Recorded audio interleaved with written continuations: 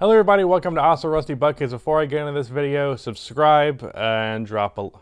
What's the fucking intro? I can't remember my intro right now. Hello everybody, welcome to Also Rusty Buckets. Before I continue on with this video, about half the people that watch these videos are not subscribed. That's what it is. I don't fucking know. Subscribe and drop a like on the video. I can't remember my intro right now.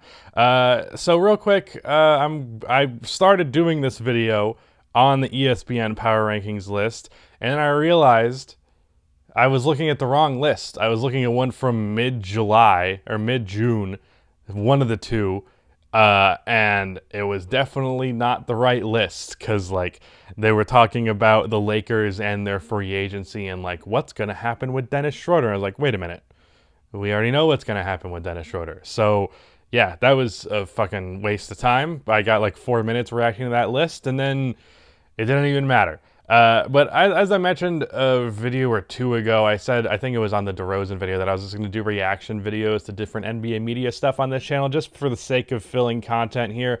To be completely honest, there's just not much going on in the off season, and I have to do something on this channel, and that's kind of what it's going to be. I'm probably going to be doing a lot of hot takes videos as well because there's just not much content going on in the NBA, and this channel is meant to cover just what's going on. So for the most part, I'm just kind of doing what I can. So this list, the power rankings that came out by ESPN, was a controversial topic when it came out, and I figured I would give it a brief cover, though I do think, I think Funky made a video on this, so take that for what you will, but I was planning on making a video on this as soon as the list came out. He just did it first. But getting into this list right out of the gate, I'm just going to kind of list the order. I'm not doing the graphics on screen thing, which might not be very professional, but this channel's not meant to be professional, nor am I professional. So you know what you signed up for. So just first out of the gate, Brooklyn Nets. That's completely fair. The Brooklyn Nets are the best team in the league. When I was looking at the power rankings for the one in July or June, whichever it was again, it was the Nets were number 2 with the Bucks number 1 right after the Bucks won a championship. And I was like, hey, I understand the Bucks won a championship, but the Nets are the best team in the league, so I'm glad that was changed here. Then they have the Milwaukee Bucks number 2. I personally think the Lakers with Russell Westbrook are better than the Bucks, but I'm not gonna get too annoyed with that. It's whatever. I think it's a slight difference.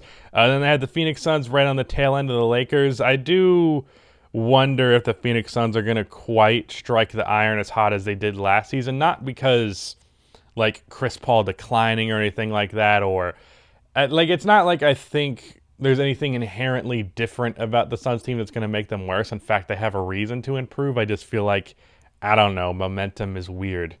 That take doesn't have any logic behind it, but whatever. The Utah Jazz at 5. The thing about that is this a power ranking based on where you think they will be in the standings versus how good the team actually is? Because that's not one and the same. If it's a power rankings thing, seeing the Suns the Jazz as the third best team in the Western Conference, that's perfectly valid. But they're not the third best team because a healthy Denver Nuggets, a healthy Warriors, a healthy Clippers, although the Clippers aren't going to be healthy all year. The Warriors and the Nuggets for sure, I would say are better teams than the Utah Jazz, even if the Utah Jazz rank higher in the standings and win more regular season games. So I don't know. I won't give it too much shit because I don't know if this ranking is based on that, and there's nothing that clarifies it in the text. But if it's based on just which team is better, it's based on the title odds. Wait, I just found it. The team thinks teams belong heading into the season. Title odds. Wait, okay. Wait, they're talking about the title odds. So this is just based on where these panelists. I'm not going to name all of them. There's 1, 2, 3, 4, 5, 6 different people who compiled this list. So when it's more of a collective thing with multiple people, that makes it less likely to be stupid. But, you know, there can be 6 dumb people. After the Utah Jazz, we have the Philadelphia 76ers. I've just not been a big believer in the Sixers the past kind of forever. And that has rung true. There's just something about this team that I don't really believe in. Little lower on Joel Embiid than a lot of people, even if he is a superstar and an awesome player. I also just think your superstar player being a center and a more traditional one isn't necessarily the best route. Obviously, it's better than not having a superstar, but like Joel Embiid is one of the probably towards the bottom of the list of players that I would consider superstars in the league. And just to clarify this, because it pisses everybody off, I think a superstar is a player that can be the best player on a championship team, and Joel Embiid is probably, if not the worst, close to it. So, still thinking he'd be the best player on a championship team, but I think being a traditional center, a more traditional center that is, kind of limits you there in the modern game. So that's kind of one of the reasons I've always been low on the Sixers, on top of the fact that on top of Embiid not being the most ideal type of superstar to win with, he's also not had a really well-constructed roster around him for pretty much his entire career, because Ben Simmons' lack of a jump shot completely limits their offensive potential. So that's that. After that, the Denver Nuggets. A healthy Denver Nuggets team is... Do I want to say... I think a healthy Denver Nuggets team is better than the Suns. I don't know if that's a hot take. I'm kind of always really high on the Nuggets. I was too high on them going into the playoffs this year.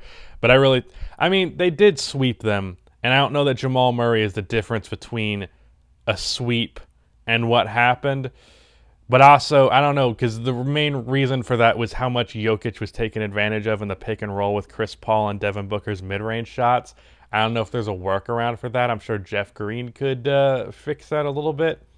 I don't know. I won't say that necessarily, but I don't think there's a big difference. Like, I think the three best teams in the conference in terms of chance of winning a championship or even just getting to the finals will be the Lakers, the Suns, and the Nuggets. So there's that. After that, the Miami Heat at 8, I think is perfectly valid. The Atlanta Hawks at number 9, I think that is perfectly valid. The Clippers at 10, above the Mavericks and the Warriors, being that Kawhi Leonard is probably not going to play most of the season, if not all of it, if not even the playoffs. Doesn't make any sense. Now, if you want to make the point of like Kawhi will be back for the playoffs, and if this was a ranking list based on title odds, assuming Kawhi got like a month of NBA action before the playoffs came around and he was perfectly fine from there, then yeah, I think if anything, if that was the case, the Clippers are ranked too low. Maybe the reason that they're ranked where they are is because it's like a happy medium between how good they will be based on when Kawhi is back versus when they aren't. It's like an in-between of the two, but I don't know. I guess I won't be too harsh on it, but I do think it's a little questionable because bringing back Reggie Jackson, Nick Batum, and trading for Eric Bledsoe is like the only thing they did this offseason. And with Kawhi not playing most of the year, that might as well be nothing. I mean, it's not nothing, but like they haven't made any big strides. Also, Serge Ibaka is going to be back, so that's noteworthy. Dallas Mavericks at number 11. I don't think they're better than the Golden State Warriors. I don't even think they'd have a better regular season than the Golden State Warriors, so I don't agree with that. Going from Rick Carlisle to Jason Kidd as a head coach is such a fucking monumental downgrade. I forgot to mention Reggie Bullock in my offseason grades video, but he's good, but like that's your big free agency thing other than re-signing Tim Hardaway and Luka or extending Luka. Yeah, I don't love what the Mavericks have done, and they were like a lower seeded playoff team the last 2 years. I kind of expect that again. Not really getting much momentum going their way. The Golden State Warriors at 12. I don't think the Warriors are like as clear-cut contenders as some people have said. Like a lot of people are like thinking they're just gonna pick it up right where they left off in 2016, and I'm hesitant on that. But having them at 12 and having like the Mavericks, no Kawhi Clippers, the Hawks, even the Heat is probably the Sixers especially, because I really don't like the Sixers at 6. I think they're probably like, I don't know, I'd probably put them 12 or 13. So yeah, the Warriors just supremely disrespected in this list. Having the Warriors this low is just terrible. It's way too fucking low. And that's as someone who is not nearly as confident in the Warriors being as good as they were in 2015 and 2016 or even anything close to it as a lot of people are. Boston Celtics at 13. I think that's a fair place for them. Although I think the Celtics next year, like last year was a real down year for the Celtics. Like Marcus Smart was kind of shitty. There were injury things. They added Al Horford, replaced Kemba Walker with Dennis Schroeder, which I think is really just kind of like a relatively lateral move, but Dennis Schroeder is cheap. So yeah, I think they're probably a little bit better than they're being given credit for. And I hate to give shit to the Hawks here, but like I'd probably say the Celtics are better than the Hawks, both in the postseason and in the regular season. But maybe that's just not giving the Hawks enough credit and giving the Celtics too much credit. The New York Knicks at number 14. Are there any teams that they're ranked above that I think that's unfair? Not really. So, yeah, I guess I can't be mad at that one. That's a fair place. They're about a middle-tier NBA team. They're right there. Portland Trail Blazers at 15. I'd say that one is fair. The Grizzlies at 16. Who else in the conference? The Pelicans. I mean, the thing is, the Grizzlies downgraded a lot this year, so I could see the Pelicans. I'm going to do a video on Zion on this channel, by the way. I could see the Pelicans. I could see the Timberwolves, which is a video I'm doing on the main channel, and a bit spoiler alert is that I think the Timberwolves might actually be good next year. Even the Sacramento Kings. Like, I could see all three of those teams being better than the Grizzlies, or I could see the Grizzlies being kind of back where they were. It really depends. They should have Jaren Jackson healthy next year, so that is a factor. But yeah. Then they have the Charlotte Hornets at 17, which I think is kind of high. Like Kelly Oubre, James Bouknight, and Kai Jones, those are all fine additions, but like, I don't know. I don't see how that's noteworthy, though. LaMelo for a full season could be a difference maker because he had a good stretch, was like a few months that he missed. So that is something, I suppose, but like, I would guess that the Bulls at 19, which I think is too low for sure. I think they're better than the Pacers. I think they're better than the Hornets. I think they're better than the Grizzlies, and they probably are even better than the Portland Trail Blazers. Maybe not, but probably. And I could even see them in a similar tier to the Knicks, and call me biased for that if you want. I don't care. Like I think they're on a similar level to what the Knicks will be. I think that's way too low for the Bulls at 19. The Indiana Pacers at 18, they're like the most whatever team in basketball, so I'm perfectly fine with that. Toronto Raptors at 20. The Toronto Raptors are an interesting team. Obviously, Kyle Lowry leaving is a big deal. Scotty Barnes, I think, is going to be good, and I don't mind the Scotty Barnes over Jalen Suggs pick because I think Scotty Barnes is going to be good. It's more a matter of fit, just because he's a forward and you have OG and Pascal already. So that's interesting fit-wise, but I do think he's going to be good, so I don't know. I'm also, like, my prediction, I'm going to do a season awards prediction, so don't want to spoil it too much, but OG Anunoby is probably my pick for most improved player, so that is a thing. So I could very well see the Raptors ending up being pretty good and definitely a playoff team next year, or I could see him kind of bottoming out, so I don't fucking know. The Wizards are interesting because they made moves that fit a little bit more with Bradley Beal, I suppose, and they improved depth. But Russell Westbrook is really good, and he's no longer on the team. So I feel like 21's probably high. I don't know. Like, I feel like the Pelicans would be better. I feel like the Kings might be better. I think the Wizards are going to be bad. I could very well be wrong about that, but I just don't believe in them. The Pelicans are a team that I could see, like, I think this 1 year the Pelicans are going to just, I don't know if it's next year, I don't know if it's the year after, but I just know there's going to be a year where the Pelicans just are, like, really fucking good after not being good. Like, I don't know that it's going to be a gradual thing for them. The San Antonio Spurs at 23 is extremely high. I don't understand how they lose everything they lose. Don't really gain that much, like fucking Zach Collins, who's never healthy, and Doug McDermott, and I think they drafted somebody whose name escapes me right now, and like they're going to be better than 7 NBA teams? I don't think so, dude. I think the Spurs are going to be bad. I think there's a world where the Spurs are the worst team in the league. I don't think they'll be worse than the Thunder, but I think there's a world where they're like worse than the Rockets or the Magic or the Cavs.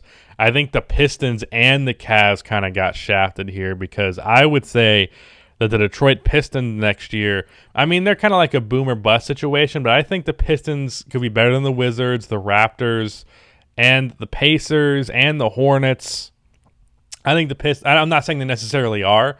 I just think to put them all the way down here at 26, I think is a little unfair because I think Cade Cunningham is just going to do so much for them. Granted, he did look a little iffy at points in Summer League, so maybe that's the reason for some hesitancy. Yeah, I think they're going to be good. I think they're going to be a competitive NBA team next year. The Sacramento Kings, as long as you're coached by Luke Walton, I'm not going to give you any praise. The De'Vion Mitchell pick was weird.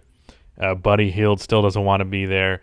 Marvin Bagley still doesn't want to be there. They're kind of, yeah, it's kind of a bad situation in Sacramento. Minnesota Timberwolves at 25. As I mentioned, I think the Timberwolves can be decent next year, but at the same time, like the Kings and the Spurs, I wouldn't rank over them. The Pelicans, I can see. The Wizards probably would rank really lower than they are. The Toronto Raptors, I can see. And this thing is doing the thing where it refuses to refresh. I love it. So, yeah, I think the Timberwolves are getting a little unfairly ranked there. I think that's a little low for them. But, yeah, other than that, I mean, the Cavs might be a little bit low. This list is not as bad as the one that I originally looked at. I was going to title it like this is this terrible top power rankings list. There are a couple of things that I think are bad. Like I think the Bulls are too low. I think the Wizards are too high. I think the Warriors are way too low. And I think what else was it? What was the other one? I think the Sixers are way too high. So my original thumbnail I made for this pre doing the video, it's still the same three teams that are like the most noteworthy to me. But yeah. Other than that, the Detroit Pistons 26, think that's too low. The Cavs at 27, I don't know, because it's like all of these teams I respect for the most part. Like the Spurs and the Wizards are the ones that I would drop a few spots. Toronto Raptors could go either way, but like, yeah, I don't think that there's like that many. How do I put this? Like these teams are only actually bad because the other teams are good, which doesn't make sense when I say it. I guess it kind of makes sense. Like it's just all the teams are so stacked with talent that the Cavaliers might just by default not be that great, even if they're actually pretty fucking talented. I don't know if that makes sense, but it makes sense to me. This is going to be a longer video than I wanted. Orlando Magic at 28. I don't know why they're better than the Houston Rockets. Like, does Jalen Suggs make the Magic offensive core or just young core in general? It is Jonathan Isaac returning, so that could be a reason why. But he's also just as likely to get fucking injured again, unfortunately. The Houston Rockets, though, Kevin Porter Jr., Jalen Green, Christian Wood, Josh Christopher, Daniel Tice is a good starter. Like, I'm pretty confident that the Rockets will be a better basketball team than the Orlando Magic next year.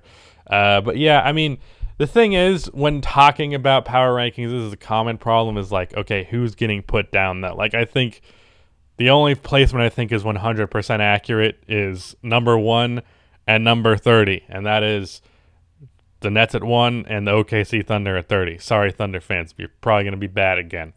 But yeah, that's my thoughts on this list. It's not actually as bad as I thought, but I think there are some things about it that are unfair. A lot of people were freaking out about this list, but it's actually not that big of a deal. So yeah, I think a lot of people are underrating the Lakers. I'll say that, but they're still like third on this list, so I can't be too mad. But yeah, I'll probably make a power rankings video on my main channel eventually.